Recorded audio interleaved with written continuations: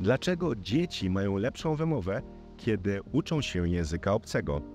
I co możesz Ty zrobić jako osoba dorosła, by także zacząć lepiej mówić w języku, którego się uczysz? Zapraszam Cię na dzisiejszy językowy spacer. Nazywam się Konrad Jerzy Wöldobosz i na naszych spacerach opowiadam różne historie powiązane z nauką języków obcych. Ostatnio opowiadałem Ci o moich, trochę takich nieciekawych wspomnieniach związanych z nauką języka angielskiego i o tym, jak pomógł mi zegarek Roberta Lewandowskiego. To wideo możesz obejrzeć gdzieś klikając tutaj. Postaramy się dodać link do niego. Zacznij może od niego i dopiero wtedy przejdź do dzisiejszego wideo, w którym opowiem Ci troszeczkę o tym, z czego wynika to, że dzieci właśnie mówią dużo lepiej. Jest tutaj kilka przyczyn. Jedna z najważniejszych jest to, że my jako dorośli nauczyliśmy się w pewnym sensie porządkować wiedzę językową, czego dzieci jeszcze nie potrafią. Co tutaj mam na myśli?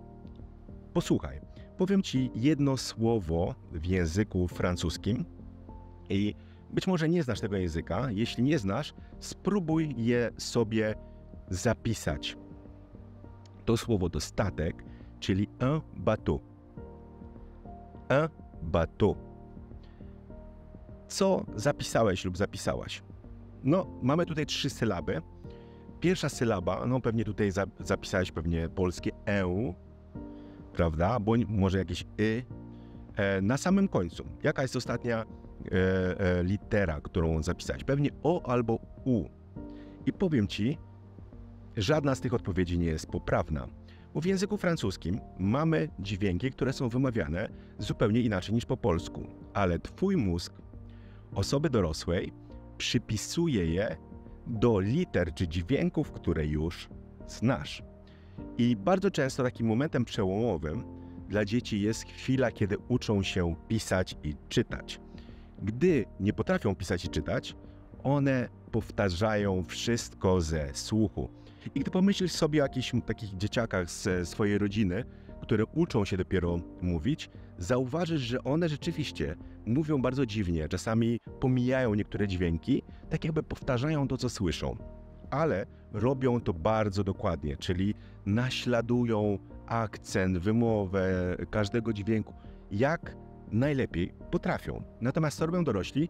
Przypisują wszystko do liter, które już znają, czyli jeśli słyszysz coś w języku obcym, to szukasz odpowiednika w swoim języku ojczystym i na przykład słyszysz słowo batu i ten dźwięk u przypiszesz do dźwięku o albo u, bo to jest taki dźwięk pomiędzy, to jest takie o zamknięte w języku francuskim, które brzmi trochę jak taka mieszanka o i u.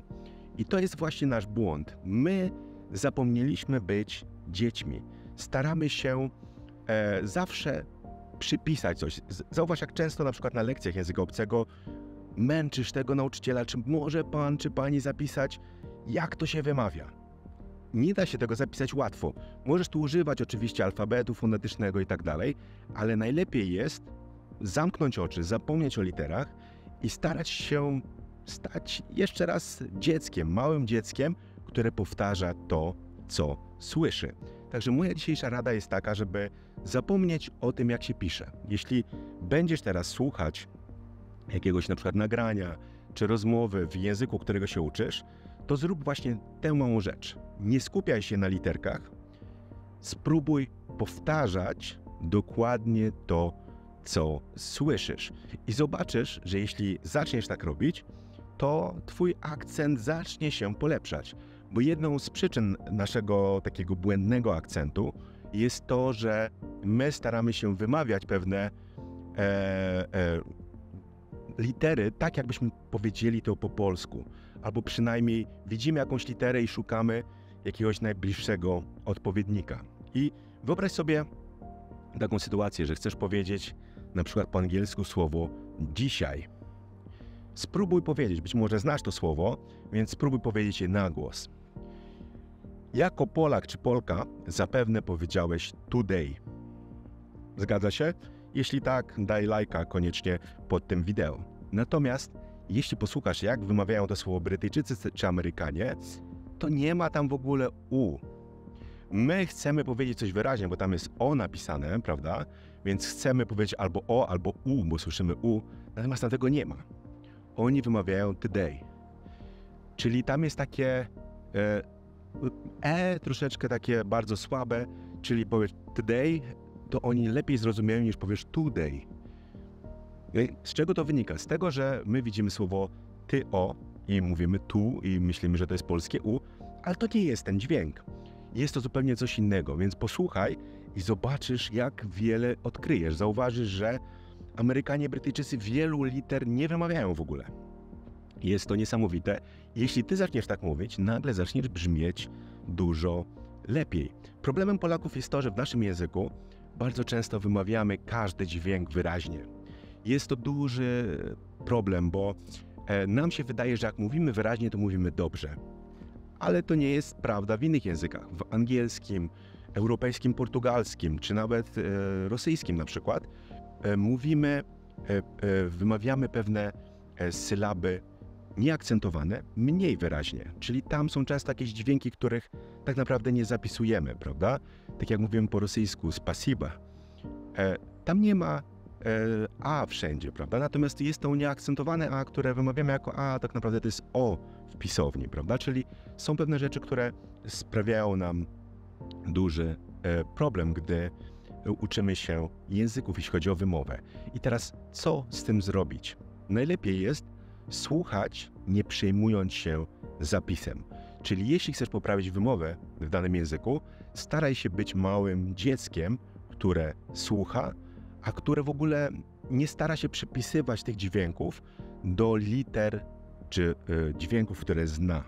Staraj się powtarzać dokładnie to, co słyszysz. To trochę jak gdy słyszysz piosenkę, starasz się śpiewać dokładnie z tym samym rytmem, z tą samą melodią, tak jak piosenkarz, który tę piosenkę śpiewa, prawda? Także rób tak samo z językiem, staraj się naśladować dokładnie to, co mówią osoby, które w tym języku mówią, czyli jeśli one nie wymawiają czegoś, to tego nie rób.